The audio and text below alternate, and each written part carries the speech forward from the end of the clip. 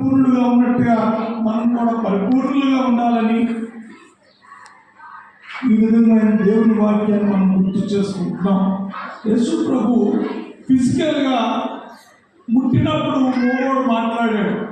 Of కొంచెం చేయడం ఆయన చేస్తే ఆయన కార్యం సంపూర్ణం. హల్లెలూయా, హల్లెలూయా. ఆయన సంపూర్ణంగా చేస్తాడు.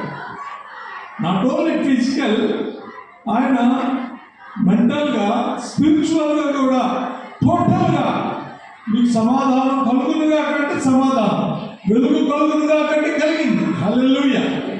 అలాగా తీర్చిదిద్దబడింది. ఎవడైనా క్రీస్తు నందున వాడు నూతన సృష్టి. హల్లెలూయా. శరీరము, ప్రాణము, ఆత్మ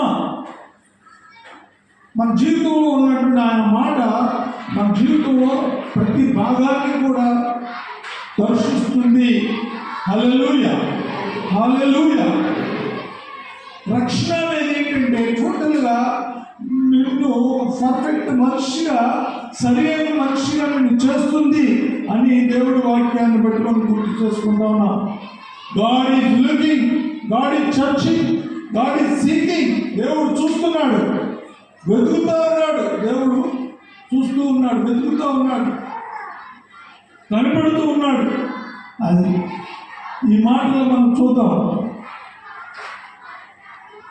హల్లెలూయా. కీర్తనలు 14:2 ప్రతి ఒక్కరు బైబిల్ తీయాలి. బైబిల్ చదవగలిగిన వాళ్ళు బైబిల్ చదివి కీర్తనలోకి వెళ్ళి వివేకం కలిగి దేవుణ్ణి వెతుకువారు కలరేమోనని యెహోవా ఆకాశము నుండి నరులను కనులారా పరిశీలించను. Beautiful word.